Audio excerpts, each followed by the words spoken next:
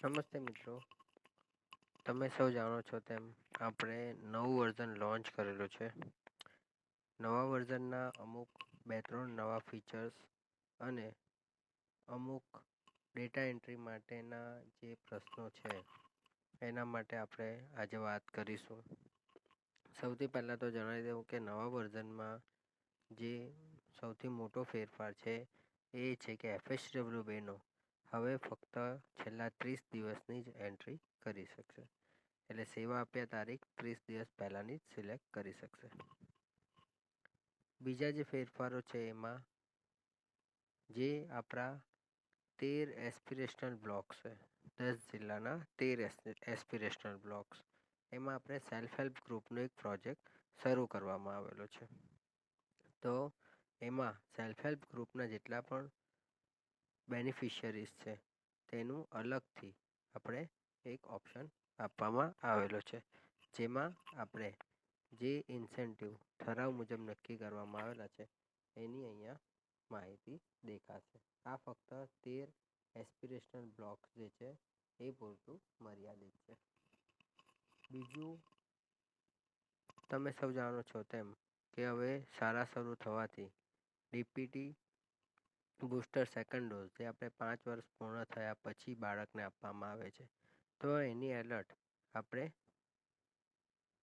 અન્ય સેવાઓના વર્ક પ્લાનમાં જોઈ શકાય છે. અહીંયા તમે જોઈ શકો છો કે ડીપીટી બૂસ્ટર 2 એલર્ટ, એમાં આપણે ડીપીટી બૂસ્ટર સેકન્ડ ડોઝ જે 5 વર્ષ પૂર્ણ થયા પછી આપવાનો છે એની ડેટા એન્ટ્રી અહીંયા કરી શકીશું.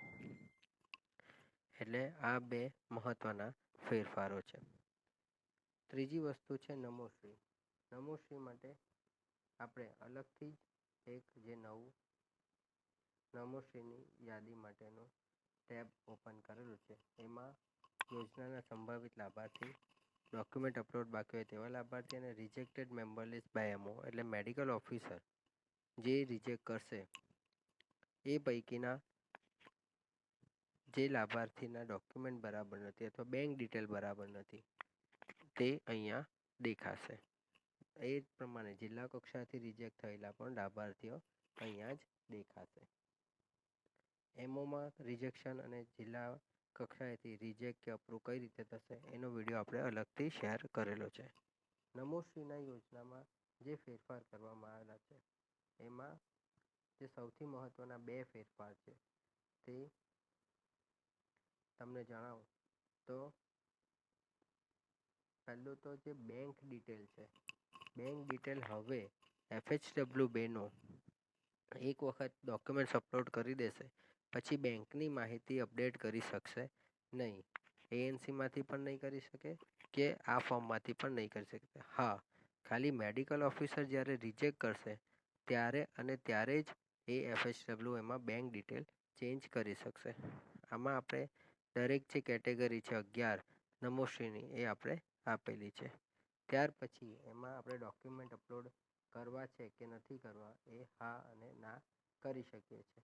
હા કરીશું તો આપણને આ રીતે ડોક્યુમેન્ટ નંબર અને કેમેરાથી અથવા તો ગેલેરીમાંથી અપલોડ કરવા માટેનો ઓપ્શન આવશે. બીજું જે ફેરફાર કરવામાં આવેલું છે એ બેંક ડિટેલ માટે છે. બેંકમાં બેંક પ્રમાણે નામ, બેંક એકાઉન્ટમાં જે નામ હોય તે પ્રમાણેનું નામ, બેંકનો એકાઉન્ટ નંબર અને બેંકનો IFSC કોડ અહીંયા નાખવાનો રહેશે. ત્યાર પછી લાભાર્થીના બેંક પાસબુકનો ફોટો પણ પાડવાનો રહેશે, જેથી કરી અને મેડિકલ ઓફિસર જ્યારે ડોક્યુમેન્ટ વેરીફાઈ કરે ત્યારે એ બેંકના પાસબુકના ફોટો ઉપરથી એકાઉન્ટ નંબર વેરીફાઈ કરી શકે. આપણે હા કરીશું એટલે જે પ્રમાણે ડોક્યુમેન્ટમાં આપણી પાસે 2 ઓપ્શન છે, કેમેરા અને upload from gallery, A option અહીંયા પણ આપણને જોવા મળશે. એટલે આ વસ્તુ ખાસ ધ્યાન રાખવાની છે કે હવે પાસબુકનો પણ ફોટો પાડીને આપણે અપલોડ કરવાનો છે. ત્યાર પછી જ એમઓના અપ્રુવલ માટે જશે.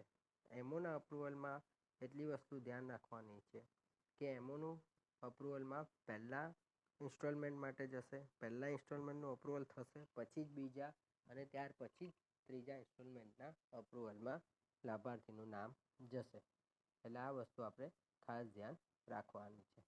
Medical officer bank detail approval આપતા પહેલાં એડિટ કરી શકશે. એટલે આ પણ એક વસ્તુ આપણે ખાસ ધ્યાન રાખવાની છે કે પાસબુકનો પણ ફોટો આપણે અહીંયા અપલોડ કરીશું. બીજું, નમોશ્રીમાં ફક્ત એક જ વખત FHW બેન દ્વારા રજિસ્ટ્રેશન કરવાનું છે.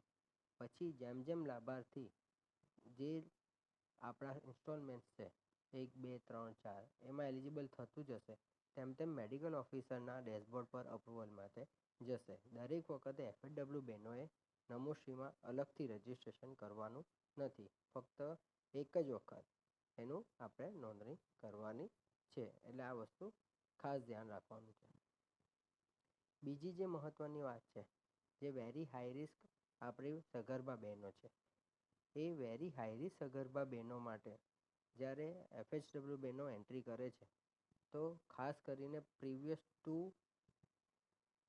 LSCS એટલે અગાઉ 2 સિઝેરિયનવાળા જે ઓપ્શન્સ છે એ ઘણા બધા બહેનો અન્ય સિલેક્ટ કરી અને ટાઈપ કરે છે, જેથી કરીને વેરી હાઈ રિસ્કમાં દેખાતા નથી. એટલે અહીંયા હું ધ્યાન દોરવા માંગીશ કે પ્રીવિયસ પ્રેગ્નન્સી એટલે અગાઉની પ્રસૂતિની કોમ્પ્લિકેશન અથવા તો જે જોખમી ચિહ્નો છે એમાં સિઝેરિયન સિલેક્ટ કરશો એટલે 2 અથવા 2થી વધારે સિઝરનો ઓપ્શન આવશે. એ આપણે સિલેક્ટ કરવાનો રહેશે. એના માટે આપણે અલગથી પણ વિડીયો શેર કરીશું. એટલે આ વસ્તુ આપણે ખાસ ધ્યાન રાખવાનું છે. એટલે આ વસ્તુ જે આ વિડીયોમાં આપણે જાણી, એક તો નમોશ્રીમાં બેંક ડિટેલની વાત, પછી સેલ્ફ હેલ્પ ગ્રુપ જે 13 એસ્પિરેશનલ બ્લોક્સ એમાં સેલ્ફ હેલ્પ ગ્રુપની એન્ટ્રી કરવાની છે, અને DPT બુસ્ટર સેકન્ડ ડોઝની એન્ટ્રી બાબતની ચર્ચા આપણે અહીંયા કરી. Thank you.